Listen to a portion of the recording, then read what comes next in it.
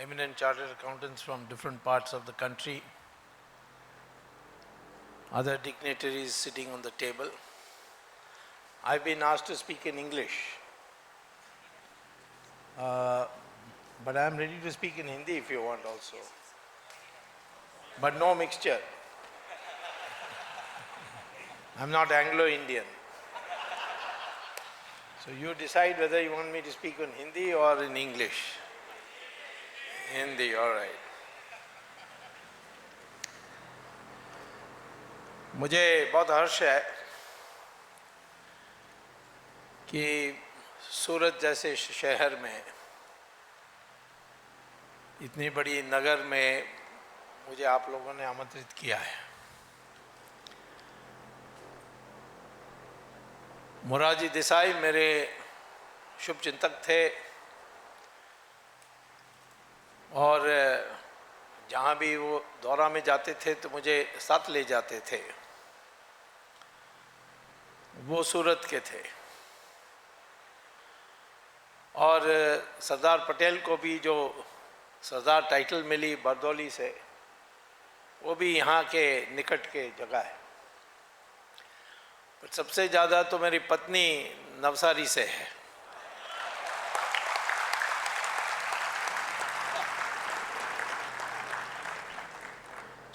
मैं तो गुजरात का जमाई हूँ। आपने पुत्रवधू देख लिया और आपको बर्बाद कर दिया उन्होंने। अब कभी कभी जमाई के लिए भी मौका देना चाहिए। ये जो चार्टर्ड अकाउंटेंट की प्रोफेशन है, ये दिन प्रतिदिन महत्वपूर्ण होते जा रही है। जब मैं कॉलेज में स्टूडेंट था तब तो चार्टर्ड अकाउंटेंट के बारे अकाउंटेंट के रूप में देखा जाता था, मुंशी जो अकाउंट्स रखते हैं। धीरे धीरे उसकी बहुआयाम यानी रूप ले ली है। अब चार्टर्ड अकाउंटेंट्स फिनेंशियल माने वित्तीय जो स्वास्थ्य है उसके लिए जो सारा जो इंडिकेटर्स हैं उसको भी तैयार करते हैं। कॉर्पोरेट सोशल रिस्पॉन्सिबिलिटी पर भी वो रास्ता ढूंढते हैं और जो निष्कपट या ईमानदार जो चार्टर्ड अकाउंटेंट होता है वो देश के लिए बड़ा सेवा कर सकता है, क्योंकि इतनी बहुआयाम सारा दुनिया हो गई है और उसी समय अंतर्राष्ट्रीयकरण भी हो गई है कि सही चित्र प्रस्तुत करने के लिए चार्टर्ड अकाउंटेंट के पर लोग निर्भर करते हैं। जो चार्टर्ड अकाउंटेंट कंपनी के मालिक को खुश करने के लिए भी काम करते हैं, उनके कारण कभी कंपनी ही डूब गया है। जैसे एनरॉन कंपनी, इसकी स्टॉक मार्केट में दाम बढ़ाने के लिए जो अकाउंटिंग में कंटिंजेंसी लायबिलिटीज के नाम पर जो लायबिलिटीज है उसको जो किनारे डाल दी और झूठा प्रॉफिट प्रस्तुत किया, उसमें एनरॉन का दाम स्टॉक मार्केट में वॉल स्ट्रीट में बढ़ते गई। लेकिन एक दिन किसी ने आंकड़े को देख ली और उसने अखबार में छाप दी। उसके बाद स्टॉक मार्केट में क्रैश हुआ। फिर इंक्वायरी हुई अमेरिकन गवर्नमेंट से और इतनी बड़ी कंपनी आज बंद हो गई है। तो इसीलिए ये जो निष्ठा होनी चाहिए और एक जो राष्ट्रवाद की जो भावना होनी चाहिए वो चार्टर्ड अकाउंटेंट की ट्रेनिंग में दी जानी चाहिए, जिसको हम धार्मिक कहते हैं, और तब ही इस देश हमारी देश सुधर सकती है। आज कंपनी के मालिक के पास 3% शेयर्स हैं तब भी मालिक बन सकते हैं। क्योंकि पब्लिक लिमिटेड कंपनी में स्टॉक में बेचकर किसी के पास उतना नहीं होता है और इतनी स्टॉक शेयर होल्डर्स हो जाते हैं कि ये 3% ही पर्याप्त होती है, जैसे टाटा के कंपनीज में है। और इसके धीरे धीरे क्या हो गया है कि जो स्वामित्व है, जिसको ओनरशिप कहते हैं, और जो प्रबंधक हैं जिसको मैनेजमेंट कहते हैं, इन बीचों में एक खाई आ गई है। और इसीलिए शेयर होल्डर्स की भलाई के लिए चार्टर्ड अकाउंटेंट के महत्वपूर्ण भूमिका आज आ गई है और ये बढ़ते जाएगी। हमारे देश में ये एक प्रोफेशन ऐसा है जहां पुरुष और महिला दोनों भाग ले सकते हैं, बराबर भाग ले सकते हैं। और मैंने एग्जामिनेशन रिजल्ट्स में देखा महिला अब थोड़ा आगे बढ़ने लगे हैं। ये हमारे हिंदू धर्म में भी हाल है, क्योंकि ब्रह्मा के कैबिनेट में जो महत्वपूर्ण पोर्टफोलियोज हैं वो महिलाओं के पास है। डिफेंस दुर्गा के पास, फाइनेंस लक्ष्मी के पास, और एजुकेशन सरस्वती के पास। और मैंने ढूंढा कि पुरुष को क्या पोर्टफोलियो मिली है, तो पुरुष देवताओं में तो आखिर में मिला इंफॉर्मेशन ब्रॉडकास्टिंग नारद मुनि को। तो इसीलिए ये जो बुद्धि से काम होती है उसमें शारीरिक शक्ति का सवाल नहीं होता है, और इसीलिए महिला और पुरुष दोनों बराबर इस पर आगे आ सकते हैं। तो मैं आपसे ये कहता हूँ कि आज जो हमारे देश में करप्शन यानी भ्रष्टाचार की इतनी चर्चा हो रही है और लोगों को जानकारी चाहिए, इसका मूल भूमिका आज चार्टर्ड अकाउंट के हाथ में है। और वैसे ही आपने टॉपिक भी दी है कि role of chartered accountants in transparency and corruption. मैं आपसे ये कहना चाहता हूं कि करप्शन में क्या बुरा है। ऐसे एक व्यक्ति ने मुझे अमेरिका में पूछा था, थोड़ा पैसा दे करके जल्दी काम हो जाए तो इसमें क्या बुरा है।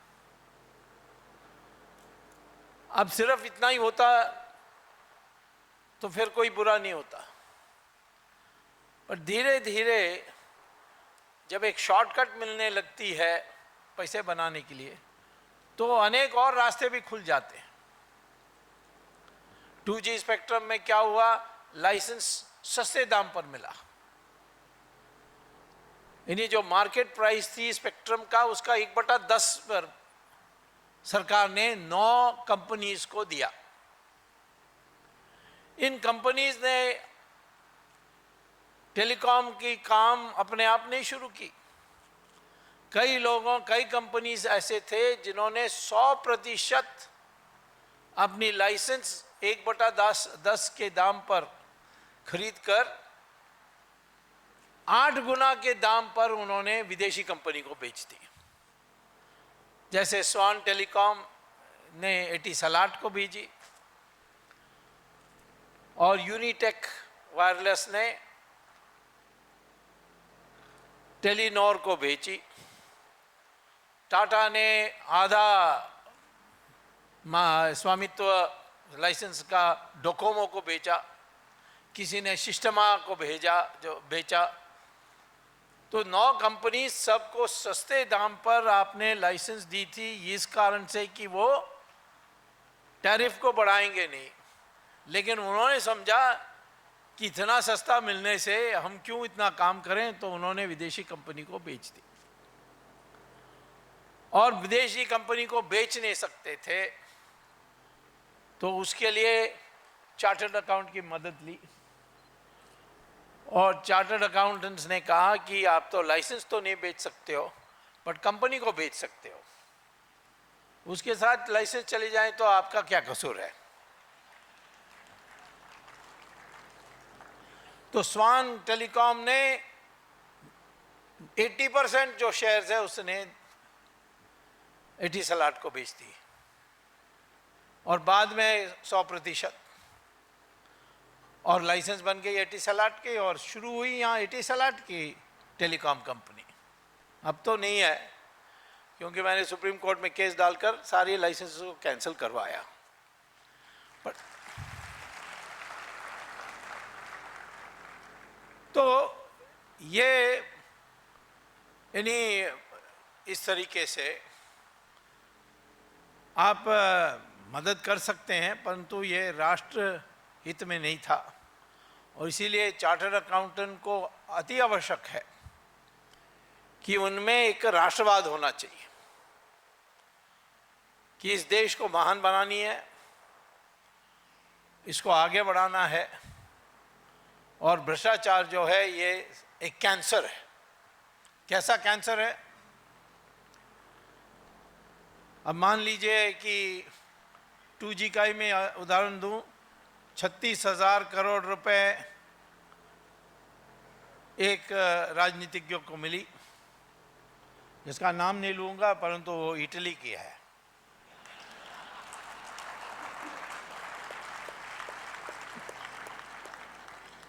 ऐसे ही करुणानिधि को 15,000 करोड़ मिली, राजा को सिर्फ 5,000 करोड़। सिर्फ आजकल तो करोड़ों का भी मतलब खत्म होने लग गया है। 5,000 करोड़, करुणानिधि के पास 3 बीबी हैं तो उसको 15,000 करोड़। ये सारा पैसा कहां जाएगा?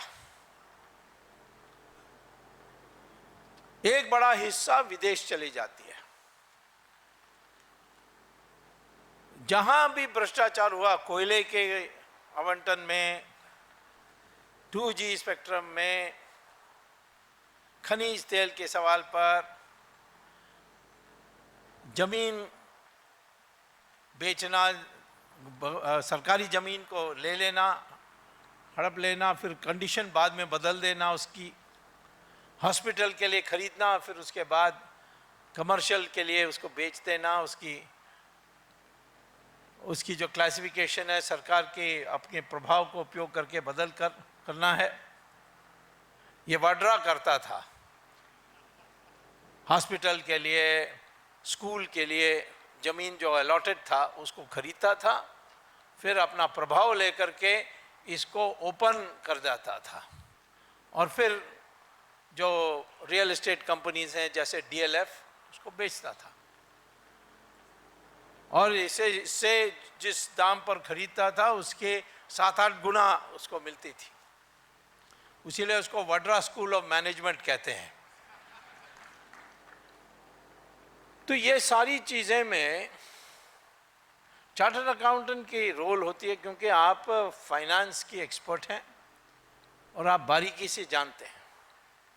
भले आप कंपनी के प्रति निष्ठावान हो, परंतु दूसरे कंपनी जो गड़बड़ कर रहे हैं उस पर भी आपको ध्यान देना चाहिए, क्योंकि हमारे देश में बहुत कम लोग हैं जो ये अकाउंट्स को समझते हैं, और राजनीतिज्ञों में तो है ही नहीं, क्योंकि उनके पास राजनीति में आने के लिए कोई क्वालिफिकेशन नहीं है। कई लोग राजनीति में आने के बाद झूठा क्वालिफिकेशन देते हैं, क्योंकि इस देश में क्वालिफिकेशन के लिए, पढ़ाई के लिए एक महत्व है। तो ये इस तरीके से क्या होता है, मैंने कहा कि ये आप काला धन लेते हो, उस काला धन को एक हिस्सा, बड़ी हिस्सा विदेशों में भेज देते हो। किस रास्ते से? हवाला से। हवाला माने दुबई से, और दुबई से वहाँ से वो इंटरनेट के ज़रिए आपके अकाउंट नंबर उनको प्राप्त है, तो उस अकाउंट में किसी को फ़ोन करेंगे, कहेंगे कि इस अकाउंट में इतना जमा कर दो, उसके अनुपात में जो रुपए है वो मेरे पास है, और जब आप इंडिया में कोई काम करने चाहते हैं तो वो रुपए मैं दे दूंगा। तो ये हवाला का काम है। अब इसमें डेंजरस पहली बात यह है कि हवाला में काम, दुबई में काम करने के लिए हर हवाला एजेंट को सलाम भरना होता है दाऊद इब्राहिम को, हर हवाला एजेंट को आईएसआई को सलाम भरना होता है। आईएसआई पहला सवाल पूछेगा किसका है, मंत्री का है, तो फिर उसका अकाउंट नंबर दीजिए, कितना जमा कर रहे हो ये भी दीजिए। और इसीलिए ये जो पावर आ जाती है आईएसआई को कि हमारे देश के मंत्रियों को ब्लैकमेल करने के लिए, ये हवाला के उपयोग होने के कारण होता है। तो ये तो हमारे देश के लिए बुरा है। पाकिस्तान के प्रति जो रुख लेनी चाहिए उसमें कई राजनीतिज्ञों डरते हैं। अब पाकिस्तान से अमन होनी चाहिए, दोस्ती होनी चाहिए, शांति होनी चाहिए, वो तो ठीक ही है, पर तो होगा कैसा? वहाँ का जो प्रधानमंत्री है वो तो डब्बू है, वो तो इंडिया में नरेंद्र मोदी की जो शपथ समारोह थी उसमें आने के लिए आर्मी से परमिशन लेना पड़ा। वो कुछ भी बोले उसका कोई फर्क नहीं पड़ता। अभी नरेंद्र मोदी के साथ उन्होंने समझौता की, कश्मीर के बारे कोई जिक्र नहीं किया और कहा कि हम सारा कंट्रोल करेंगे। और वो वापस आते ही वहाँ के एक बाबू ने कहा कि कश्मीर के बिना कोई चर्चा ही नहीं हो सकती, और फायरिंग शुरू हो गई बॉर्डर में, क्योंकि वो प्राइम मिनिस्टर का कोई अस्तित्व नहीं है पाकिस्तान में। अस्तित्व वहाँ है, शक्ति जो है, सत्ता जो है वो आर्मी के पास है, वो तालिबान के पास है, वो आईएसआई के पास है, और इन तीनों शक्तियों मिल करके पाकिस्तान को कंट्रोल करते हैं और उनकी मंशा बुरा है। मैं आपको बताने चाहता हूं कि बहुत सालों पहले सऊदी अरेबिया में एक रिसर्च चल रही थी कि हिंदुस्तान में हिंदू 80% कैसे हैं, कैसे हुआ, क्यों? क्योंकि उन्होंने, उनके जो विद्वान थे उन्होंने ही मुझे बताया ये कि मुसलमान ने जाकर ईरान में जहाँ पारसी लोग होते थे, ज़ोरोएस्ट्रियन, जो फिर भाग के इंडिया आए, गुजरात में आए, गुजरात में बसे, 100% ज़ोरोएस्ट्रियंस थे। ज़रतुश्त्रा उनका पैगंबर थे, उनको पूजा करते थे। और इन्होंने कब्जा की और 15 साल में उनके मार काट ये सारी तरीके से, जो आज आप आईएसआई यानी आईएस खलीफेट जो कर रही है सीरिया में और इराक में, वो देखने के लिए, वैसे ही यहाँ भी करके उन्होंने 15 साल में ईरान को 100% मुसलमान बनाई। बगल में इराक उन दिनों में 2 देशों में था, मेसोपोटामिया एंड बेबीलोन, इन दोनों की कब्जा करके 17 साल में 100% मुसलमान। इजिप्ट को 21 साल में 100% मुसलमान। क्रिश्चियंस ने यूरोप को 50 साल में 100% क्रिश्चियन। लेकिन हिंदुस्तान में 800 साल मुसलमान ने राज किया, 200 साल क्रिश्चियन ने राज किया, फिर भी हम 80% हैं। ये क्यों? इसके लिए शोध चल रही थी, रिसर्च चल रही थी सऊदी अरेबिया में। क्योंकि हमारे लोग सब जगह लड़ते रहे, ये हमारे इतिहास में नहीं लिखी जाती है, क्योंकि वो मकौले ने ऐसा इतिहास के पुस्तक तैयार की कि जिससे आप हीन भावना में लिप्त रहे, लोग अपने को एक भी ना समझें, कोई आर्यन, कोई द्रविडियन, बाहर से आते रहे लोग, हमें पीटते रहे और यहाँ राज करते रहे। ऐसा नहीं था, हमारे लोग लड़ते रहे सब जगह में, कोई लड़े हारे परंतु वीरता के साथ लड़े, जैसे राणा प्रताप, कोई विजय प्राप्त की, जो जैसे शिवाजी, विजयनगरम के एम्पायर। यहाँ गुजरात में आपके जो पहला सबसे शक्तिशाली खलीफेट आया था, उमर की आर्मी आई थी, गुजरात लोगों ने उनको पीट करके सिंध में भगा दिया था।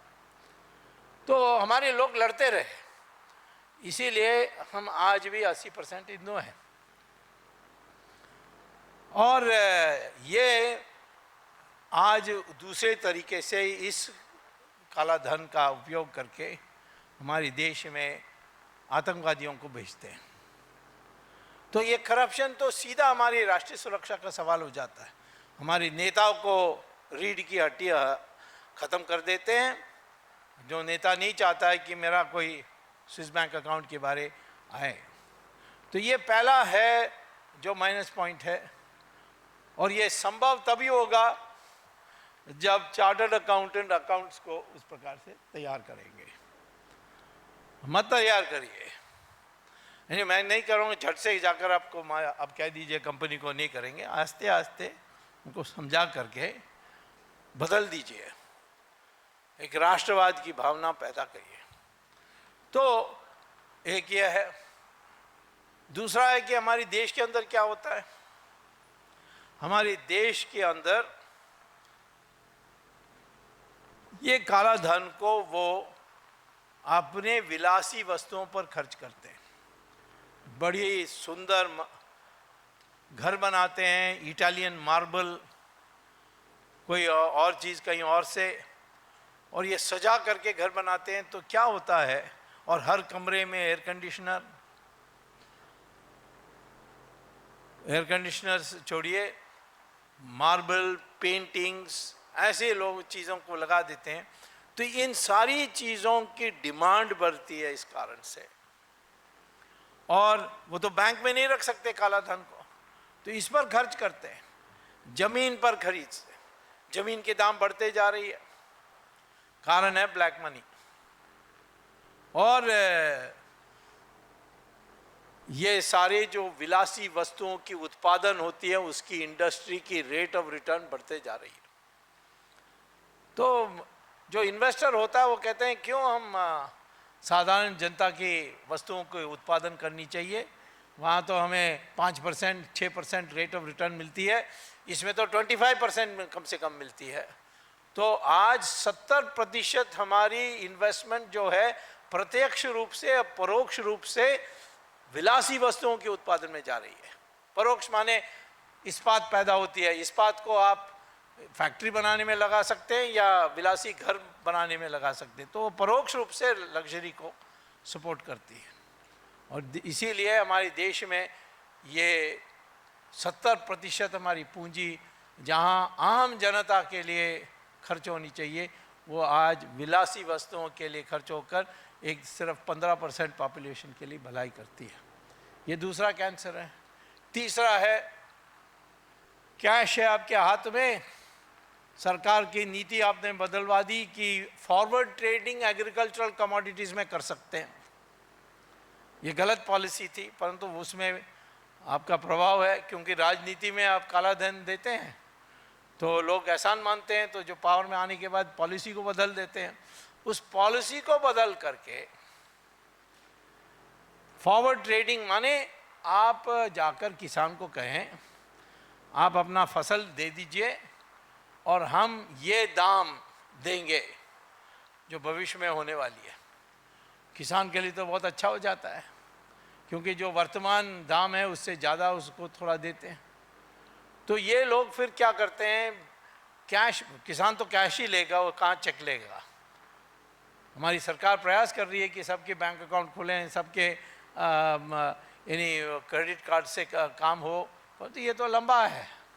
आज परिस्थिति है कि किसान चाहता है होलसेल मार्केट में, थोक बाज़ार में, कि उसको कैश में मिले, वो कैश में बेच देता है। ये लोगों के पास, इन लोगों के जो खरीदते हैं उनके पास पैसा है, तो वो कोल्ड स्टोरेज में डाल देते हैं, उसको इन्वेंट्री में डाल देते हैं। तो शॉर्टेज आर्टिफिशियल पैदा हो जाती है, उससे दाम बढ़ जाती है, फिर वो बढ़ी हुई दाम पर, ऊंची हुई दाम पर वो बेचते हैं और मुनाफा कमाते हैं। और इसीलिए हमारे देश में एग्रीकल्चर प्राइसेस ऊपर नीचे जाते रहती है। पिछले 7-8 साल से यही कारण है, करप्शन के कारण, जिससे ब्लैक मनी पैदा होती है, उससे होता है। तो इस प्रकार से हमारी जो इकोनॉमी है, हमारी जो राष्ट्रीय सुरक्षा है, इस सब के लिए बड़ा डेंजरस है। और ये चार्टर्ड अकाउंटेंट के बिना हो नहीं सकता। और मैं इसीलिए कहता हूँ कि धीरे धीरे, मैंने झट से करना, यानी जो एक आदत बढ़ गई है उसको झट से बदलना दूसरी बात होती है, पर धीरे धीरे धीरे ये भावना आनी चाहिए और लोगों को समझाना चाहिए। मैं ये भी कहता हूँ कि अभी चार्टर्ड अकाउंटेंट ऐसे बुद्धि लगाकर ऐसी एक नया यंत्र पैदा करते हैं, फिनेंशियल यंत्र, वित्तीय यंत्र, फिनेंशियल इंस्ट्रूमेंट, जिससे ये काला धन जो विदेश में है उसमें भी कमा सकते हैं। स्विट्जरलैंड में आप पैसा जमा करेंगे तो वो आपको, बैंक वाले आपको इंटरेस्ट नहीं देंगे, उल्टा 2% सर्विस चार्ज लगाएंगे। हमारे लोगों के पैसा स्विट्जरलैंड बैंक में जमा होती है, 2% सर्विस चार्ज बैंक को मिल जाती है, और जो पैसा जमा है उसको लेकर वो जाकर अमेरिकन बॉन्ड मार्केट में इन्वेस्ट करते हैं और गारंटीड 4% मिल जाती है। तो 4%, 2%, 6% स्विट्जरलैंड के लोग काम करे बिना हमारे लोगों के पैसे पर कमाते हैं। खूब आराम है स्विट्जरलैंड में। इसलिए तो इस 2% जारी है, इसको भी ठीक करने के लिए एक चार्टर्ड अकाउंटेंट ने, नाम नहीं लूँगा, उसने सजेस्ट किया कि एक नया नोट बनानी चाहिए जिसका नाम है पार्टिसिपेटरी नोट। पार्टिसिपेटरी नोट क्या है कि आपके पास विदेश में कैश है और आप इस कैश को कहाँ से लाए ये पूछे बिना आपको एक कागज़ देनी चाहिए जिसका नाम है पार्टिसिपेटरी नोट। उसमें आपका नाम नहीं होगा, उसमें डेट नहीं होगा, उसमें सिर्फ अमाउंट होगी। उस पार्टिसिपेटरी नोट को आप हिंदुस्तान ला सकते हैं, ऐसे कानून को बदल देना चाहिए। ये कानून बदला गया है, चिदम्बरम ने बदला, उसका दिमाग तो टेढ़ा ही काम करता है, लेकिन उसको मैं छोड़ने वाला नहीं हूँ।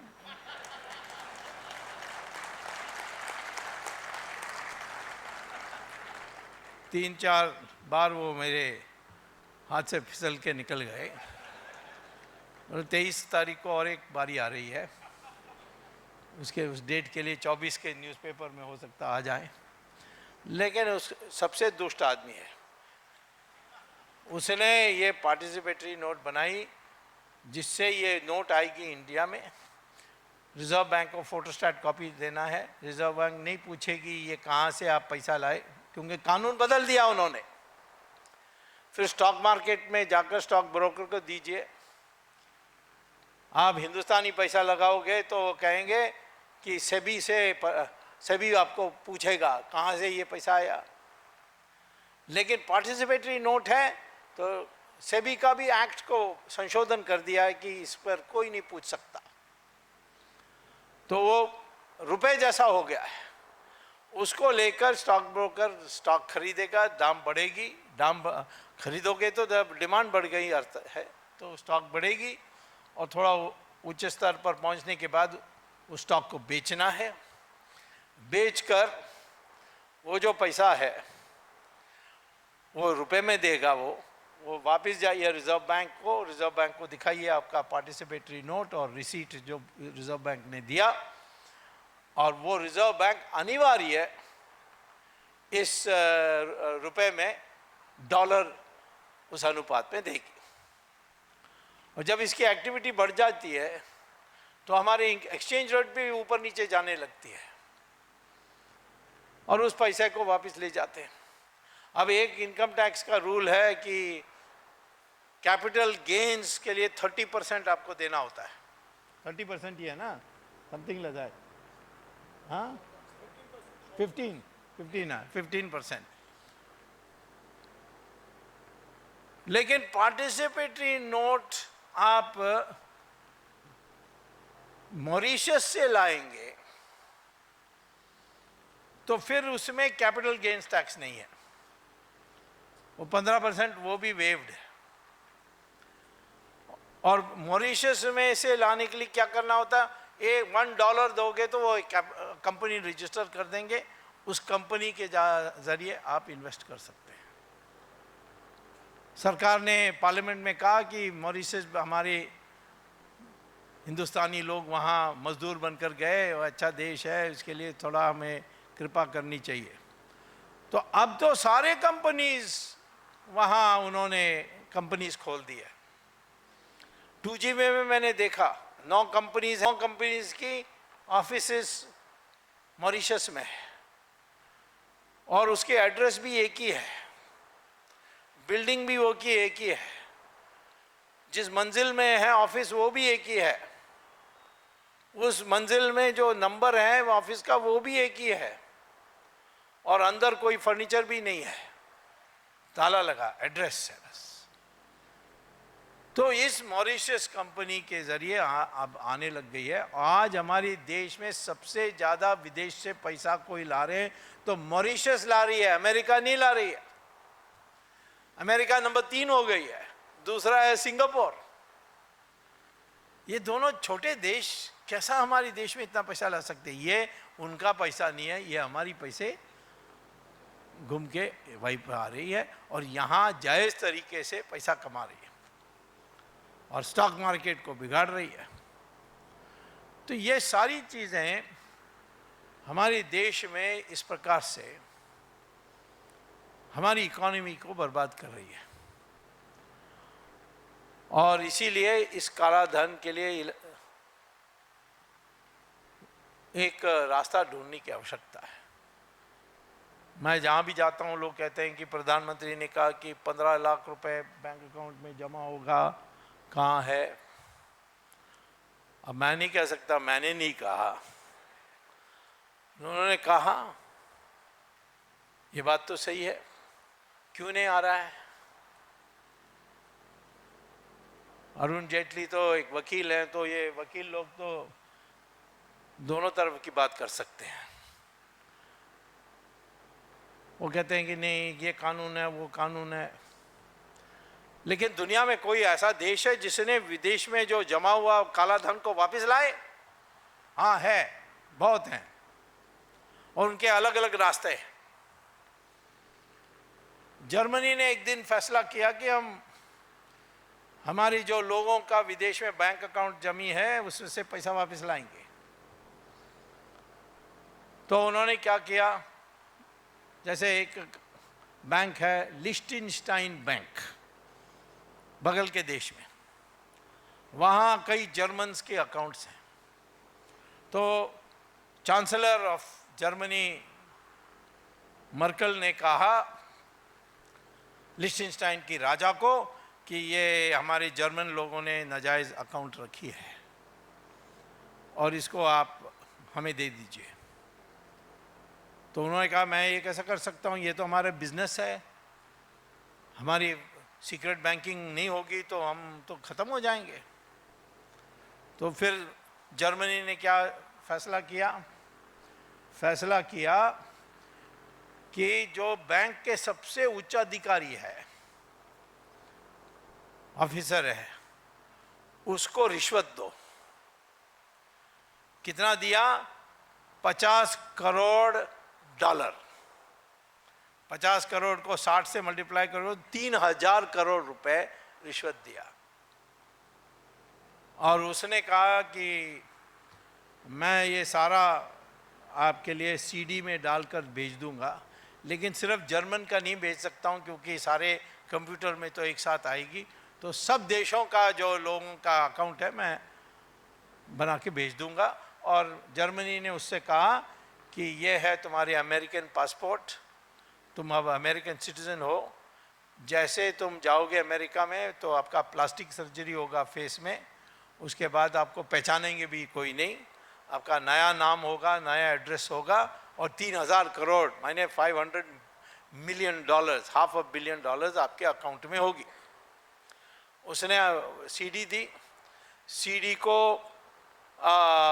अपने यानी जर्मन के ऑफिसर्स ने सारा डाउनलोड किया और फिर देखा 24 देश हैं और 24 देशों का उन्होंने छांटा अलग अलग किया।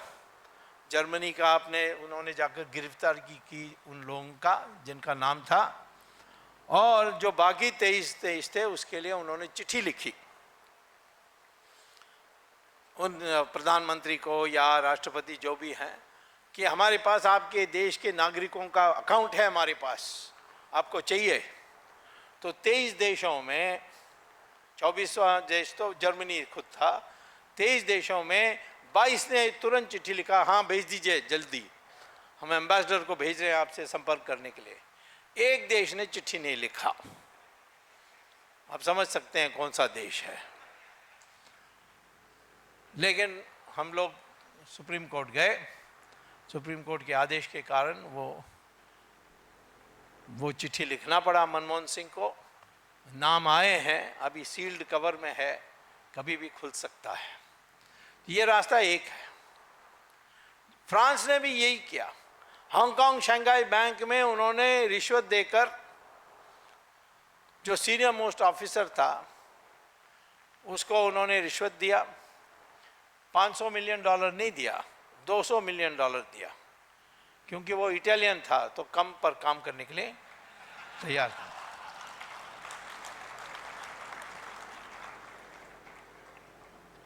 कितने नाम इंडियन के मिले? 880। ये सारे नाम हमारे पास आ गए। उन्होंने हमसे परमिशन भी नहीं पूछा, उन्होंने सब डाल करके भेज दिया हमारे पास फ्रांस ने। तो रास्ता नंबर 1 ये है। रास्ता नंबर 2 वो है कि स्विट्जरलैंड और हमारे साथ, जैसे स्विट्जरलैंड का मैं दे रहा हूँ क्योंकि हमारे कई लोगों का स्विट्जरलैंड में अकाउंट है। स्विट्जरलैंड और हमारे देश के बीच में एक म्यूचुअल असिस्टेंस पैक्ट है। उसमें वो कहते हैं कि आप हमें बैंक अकाउंट का नाम दे दीजिए और किसकी खाता ये दे दीजिए, और आपके कोर्ट में, आपके पुलिस स्टेशन में या कोर्ट में आप एक कंप्लेंट फाइल करिए या एफआईआर फाइल करिए, और कोर्ट से लेटर रॉगेटरी इशू करवाइए। लेटर रॉगेटरी माने जो चिट्ठी हमारे देश के कोर्ट उनके देश माने स्विट्जरलैंड के कोर्ट से मदद मांग रही है, और ये म्यूचुअल असिस्टेंस पैक्ट में लिखा हुआ है कि कर सकते हैं, और फिर हम ये अकाउंट का डिटेल्स आपको भेज देंगे। अब इसमें भी हमारे लोग नहीं कर रहे हैं, क्योंकि मैंने 4 नाम दिए थे, उसमें 2 नाम तो आप जानते ही हैं, एक माँ है एक बेटा है, और अभी तक उसका हुआ नहीं। एसआईटी का कमिटी बनी है लेकिन वो भी कुछ नहीं कर रहा है। ये दूसरा रास्ता है। तीसरा रास्ता जो मुझे सबसे पसंद है वो है अमेरिकन का रास्ता। अमेरिकन्स को गुप्तचर विभाग से पता लगा, हमें गुप्तचर, हमारे देश में भी गुप्तचर विभाग के पास सबके अकाउंट का लिस्ट है। वो दुबई चले जाते हैं, वहाँ से लेकर आते हैं, या इंटर कंट्री इंटेलिजेंस कोऑपरेशन में लेते हैं। तो उनके अमेरिकन की इंटेलिजेंस ने, रेवेन्यू डिपार्टमेंट के डिपार्टमेंट ऑफ ट्रेजरी, उन्होंने पता किया कि 2 बैंक, क्रेडिट स्विस और यूनियन बैंक ऑफ स्विट्जरलैंड में 5620 अमेरिकन अकाउंट्स हैं जो उन्होंने डिक्लेयर नहीं किया, इलीगल है। तो अमेरिकन गवर्नमेंट ने क्या किया कि पता किया कि क्या ये यूनियन क्रेडिट स्विस और यूनियन बैंक ऑफ स्विट्जरलैंड की ब्रांच है अमेरिका में है कि नहीं। तो पता लगा कि वॉशिंगटन में दोनों के ब्रांच। तो वहाँ उन्होंने एजेंट्स को भेजे और कहा कि हमें पता लगा कि 5620 नाम हमारे आपके अनडिस्क्लोज्ड इलीगल बैंक अकाउंट्स हैं अमेरिकन सिटीजन्स का, इसको हमें खबर दे दीजिए, पूरा सूचना दे दीजिए। तो दोनों बैंक चेयरमैन ने कहा कि हम कैसे कर सकते हैं, ये तो हमारा बिजनेस है, ये तो हमारे कॉन्फिडेंशियलिटी क्लॉज की विपरीत जाएगी, हम ख़त्म हो जाएंगे, ऐसा देने लगेंगे, सब अकाउंट्स में विड्रॉ करके भाग जाएंगे। तो अमेरिका ने क्या किया, अच्छा ठीक है, उस दिन शाम को उन्होंने FBI को भेज करके इन दोनों बैंक चेयरमैन को गिरफ्तार करके जेल में डाल दिया, जासूसी में। अब जासूसी में आप डालोगे तो फिर लंबी चलती है और पसीना निकलती है जेल में, क्योंकि वो थर्ड रेट जेल में डाल देते हैं। तो ये दोनों की पसीना निकली, तो स्विट्ज़रलैंड ने कहा कि इन बेचारों को छोड़ दो, हम नाम दे देंगे। तो 5620 नाम अमेरिका को इन्होंने दे दिया। बम्बई में क्रेडिट स्विस का ब्रांच है, यूनियन बैंक ऑफ स्विट्जरलैंड का ब्रांच है। हिम्मत हो तो जाकर उनको गिरफ्तार करो और कहो कि तुम हमारे देश के खिलाफ काम कर रहे हो, हमारे देश के इलीगल कामों को आगे बढ़ा रहे हो, इसलिए गिरफ्तार करो। चौथा रास्ता है जो इजिप्ट और लिबिया ने उपयोग किया, और फिलीपींस के लिए मार्कोस का पैसा वापस लाने था, वो स्विट्जरलैंड में था। गद्दाफी का पैसा था लिबिया का, और मुबारक का पैसा इजिप्ट का था। 2005 को यूनाइटेड नेशंस ने एक प्रस्ताव पास किया कि हर देश को अधिकार है कि अपने नागरिक की जो नाजायज बैंक अकाउंट विदेश में है उसको राष्ट्रीयकरण करने के लिए वो अपने पार्लियामेंट से एक कानून बनाए, जिसको कानून के लिए आप अध्यादेश भी जारी कर सकते हैं शुरू में। और यदि ऐसा करेंगे तो यूनाइटेड नेशंस की आदेश है कि ये देशों की जो गवर्नमेंट है वो जो इंडियन, हमारे उदाहरण के लिए इंडियन बैंक अकाउंट को वो सारा राष्ट्रीयकृत मान करके उसका पैसा और विवरण भारत देश को दे दे। तो ऐसे तो 70 देश हैं जहां गुप्त अकाउंट हमारे हिंदुस्तानियों का है, ये रास्ता भी कर सकते हैं। इजिप्ट ने मुबारक का ऐसा प्राप्त किया, करोड़ रुपए, 10,000 करोड़ रुपए, और गद्दाफी का 1 लाख करोड़ रुपए, और मार्कोस का उतना ही ज़्यादा, उनको वापस मिल गई। ये भी हम अपना सकते हैं, और इसके लिए सारी तैयार करने के लिए चार्टर्ड अकाउंटेंट्स की अहम भूमिका होती है। तो ये कर सकते हैं। मैं आपसे ये कहना चाहता हूँ कि आज हमारे देश में भ्रष्टाचार का कारण है, हम लोग बेईमान नहीं हैं। 1000 साल पहले दुनिया से लोग यहाँ आते थे खरीदने के लिए, कई भिक्षु भी आते थे बुद्धिस्ट के, चाइना से फासियन आए थे, युआनचांग आए थे। उन्होंने क्या कहा, हिंदुस्तान जैसे निष्कपट जनता की देश कहीं नहीं मिलेगी, ईमानदार है। वास्को ड गामा ने भी यही कहा। जो भी उन दिनों में आते थे वो हिंदुस्तान की जय जयकार करते थे, प्रशंसा करते थे। हम ये कैसे बदल गए? और आज क्या है कि ये मान लीजिए कि भ्रष्टाचार का मेन कारण है भौतिकवाद। जितना पैसा है उतना समाज में प्रतिष्ठा है।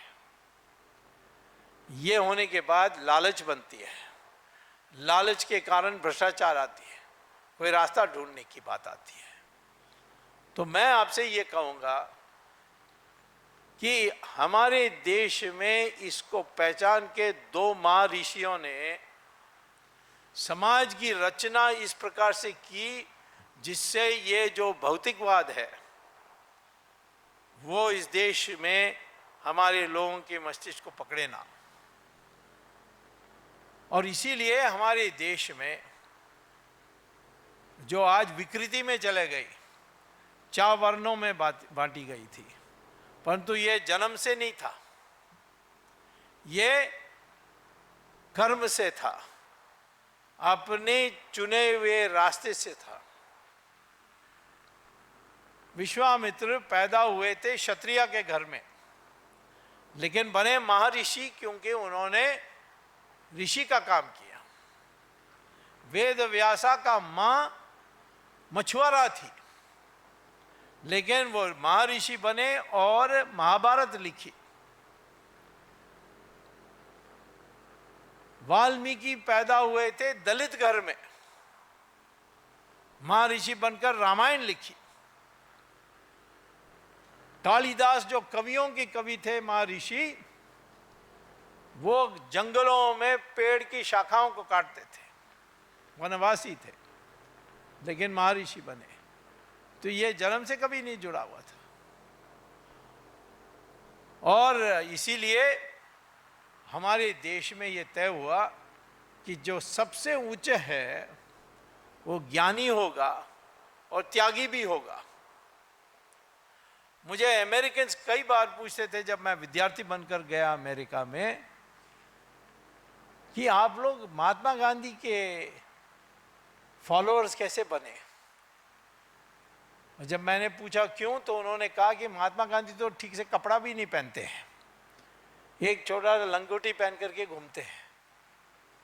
हमारे देश में जो नेता हैं वो सूट बूट, चमका हुआ जूता, बढ़िया शर्ट, टाई, चमकता शानदार टाई, इसके बिना हम उसको नेता नहीं मानेंगे।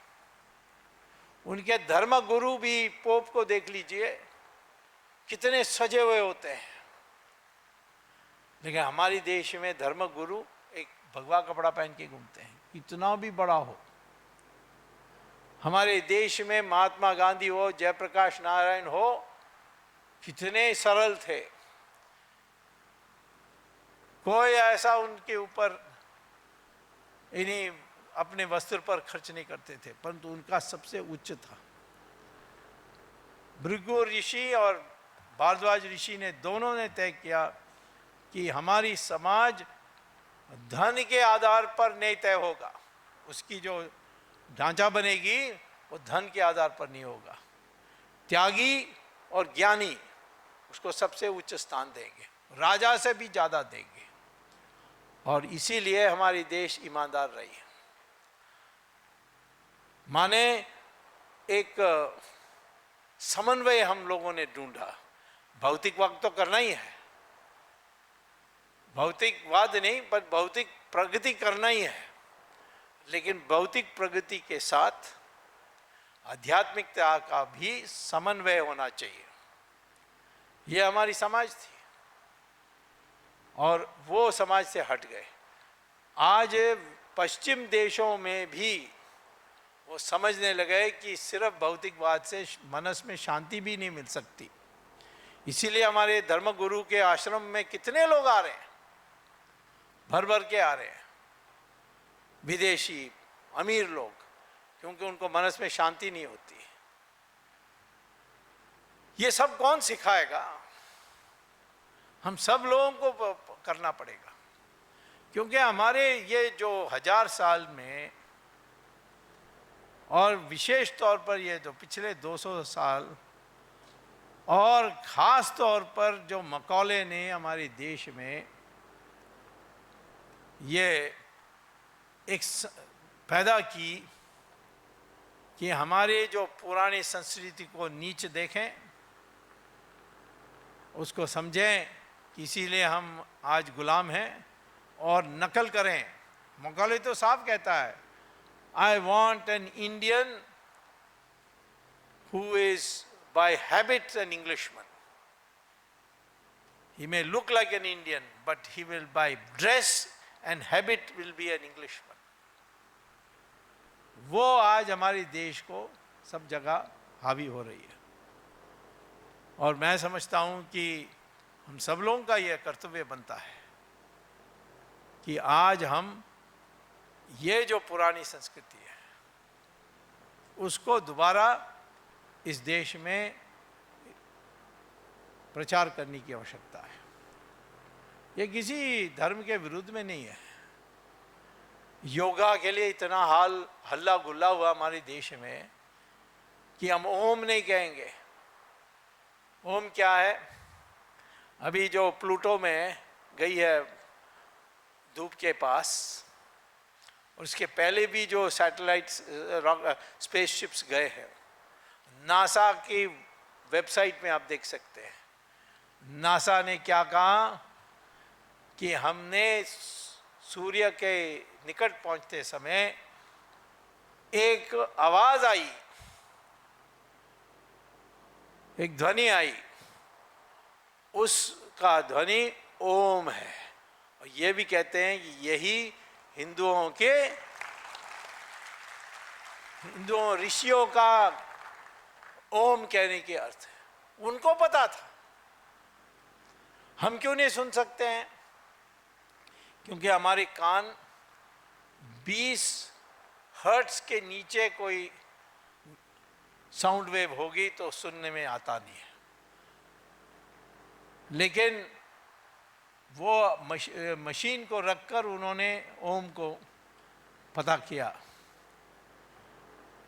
तो क्योंकि हम तो जो भी सुनने आती है कान में वो है 20 हर्ट्ज से ज़्यादा साइकिल्स। तो इसीलिए हमारे जो ऋषियों ने इतनी सरल होते हुए भी, सरल रहना, झोंपड़ी में रहते हुए भी उन्होंने सारा दुनिया के लिए रास्ता दी। गणित में दी, सर्जरी में दी। कभी कभी हमारे लोग ये जो अंग्रेजी स्कूल में पढ़े हुए लोग हैं मजाक भी करते हैं कि हम तो सब चीज़ को अपना कहते हैं। एक अभी सम्मेलन हुआ था जिसमें एक व्यक्ति ने कहा कि विमान शास्त्र भी हम जानते थे। अब उसकी मजाक हुई थी। ये पुष्पक विमान जो राम लेकर आया था लंका में जीतने के बाद, कहते हैं ये तो काल्पनिक थी। लेकिन विमान शास्त्र एक डॉक्यूमेंट है हमारे शास्त्रों में। उसमें मैंने पढ़कर देखा कि ये हवाई जहाज़ हमने पैदा की थी पहले, तो इसमें फ्यूल क्या था, एयर फ्यूल क्या था, तो उसमें लिखा है मरकरी था। अब साइंटिस्ट से पूछिए कि आने वाले 50 साल के अंदर मरकरी को फ्यूल में बदलेंगे, क्योंकि एक बूंद मरकरी को आपको एक डब्बा का पेट्रोल के बराबर है। ये कब? 2000 साल पहले की डॉक्यूमेंट में। तो ये जो हमने कभी ये गलती नहीं की ये कहने के लिए कि पृथ्वी की चक्कर लगाती है सूर्य। यूरोप में 400 साल पहले तक वहाँ सब मानते थे, क्योंकि वो देखते थे कि धूप वहाँ से उदय होता है फिर चलकर अस्त होता है पश्चिम में। तो उन्होंने ये कल्पना लगाई कि सूर्य पृथ्वी का चक्कर लगाती है। लेकिन हमारे गुरुओं ने कभी नहीं ये गलती की। और वहाँ गलीलियो ने एक बार कह दिया कि मुझे लगता है कि सूर्य पृथ्वी की चक्कर नहीं लगाती है, पृथ्वी सूर्य के चक्कर लगाती। तो उसको ऐसा पीटा वो इटालियन लोगों ने कि उसने आखिर में माफ़ी मांग ली। पर तो बात तो सही थी। तो मैं आपसे ये कहता हूँ कि आज चार्टर्ड अकाउंटेंट हो, मैं हूँ, आप हो, कोई भी हो, लेकिन एक ये जो संस्कृति हमने खोया है या दुर्बल हुई है, इस संस्कृति को दोबारा लाना है। और इस संस्कृति में रिश्ते के भी जो संस्कार हमने बनाया है, माँ बाप के लिए जो प्रतिष्ठा हम देते हैं, अब पश्चिम में नहीं देते। पश्चिम में तो माँ बाप तो बच्चों बड़े होने के बाद पार्क में बैठते रहे और वहाँ कुछ उनकी दयनीय स्थिति होती है। हमारे देश में ऐसा संस्कृति कभी नहीं था। और इसीलिए हमारे समाज को इतनी आक्रमण होने के बाद भी बना रहा, इतनी यातनाएं सहने के बाद भी हम 80% है। तो मैं तो समझता हूँ कि चार्टर्ड अकाउंटेंट सिर्फ अकाउंट्स के लिए में निष्कपटता नहीं दिखानी चाहिए, परंतु प्रचारक भी बननी चाहिए इस देश की महानता के लिए, क्योंकि आपको सुनने के लिए लोग तैयार होंगे। आपके जो क्लाइंट्स हैं अनेक हैं, समाज के हर कोने से आते हैं। जैसे डॉक्टर का होता है वैसे आपका है। आप कंपनी की अकाउंट्स की डॉक्टर हैं, कोई शरीर का डॉक्टर है। तो इसीलिए एक प्रतिष्ठा है, एक नाम है।